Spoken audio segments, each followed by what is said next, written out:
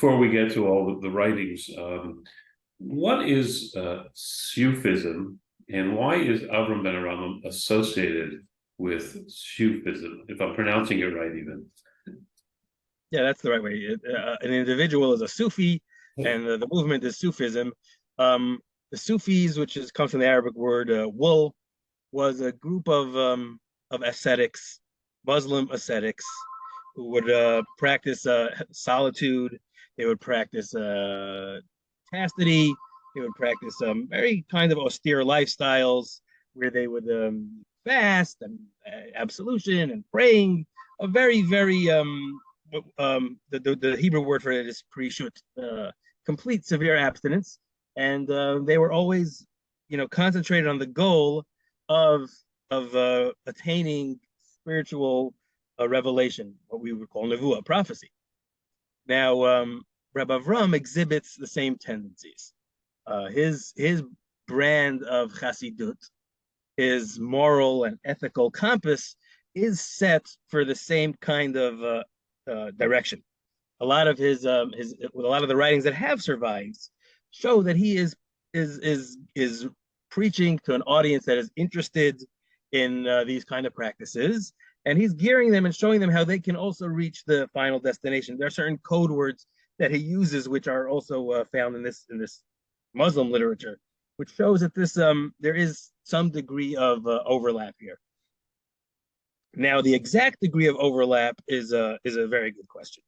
I have in my writings, I tend to minimize the Sufi influence on Avraham ben HaRambam, because I have found that a lot of the attention given to Rabbi Avraham is from the academic community, who are interested primarily in Sufism, and as such, there's an old expression that if the only tool you have is a hammer, then everything looks like a nail. So if you're interested only in Sufism, so then you're going to find Sufism wherever you look, and they have. They found Sufi influences in the Rambam, in the Kuzri, the Chovos Halvavis. It's a foregone conclusion by them that it's really a Sufi manual dressed in Jewish garb. So I find they overlook. They take the pendulum a little too far. They overlook the rabbinical underpinnings of these works, and particularly Avraham ben HaRambam. He views himself primarily as a Maimonidean.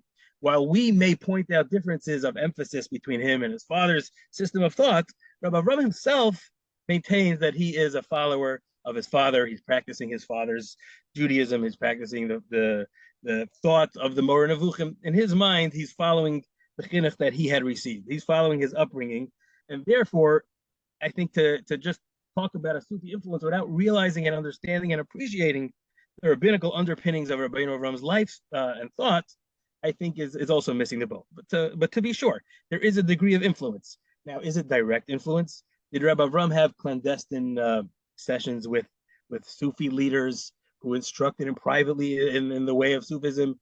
Highly unlikely, I would think. Rabbi Avraham talks with candor, openness. That's one of the earmarks of Rabbi Avram's writings, is the direct, forward, and forthright approach.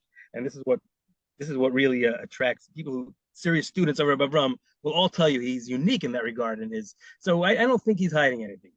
He does talk about, he addresses concerns that he had just adapted Sufi practices. We'll talk about that further again when we talk about the specific reforms, the prayer reforms that he's famous for. But in all the cases, he says, if they have good practices, I'm going to emulate those good practices, not because it's their practice, but because it's good, which is that has echoes of the Rambam's famous statement of Shema ha'emes Misha Amra. You take what's good.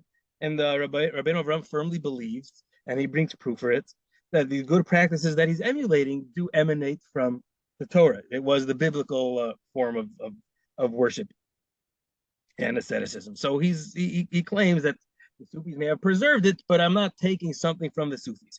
It's likely, in my mind, that if you look at rabbinical sermons of the last 100 years in America, you'll find that there's a Western element in them. Western values feature prominently, right? There was a very interesting article. I don't remember the exact chapter and verse, but there was an interesting article about rabbinical sermons from the Civil War era, and it shows how rabbis in the South were preaching pro-slavery and rabbis in the north were anti-slavery, and then the same thing happened with socialism. When socialism was on the rise, there were rabbis who found who found the basis for socialism in the Torah. And when socialism is out of vogue, so now democracy is to be highlighted. This goes to show you that rabbis are influenced by the prevailing Weltanschauung. They have they don't live in an ivory tower, and prevailing norms do make their way into the base measures, and that's the way the base measure was designed.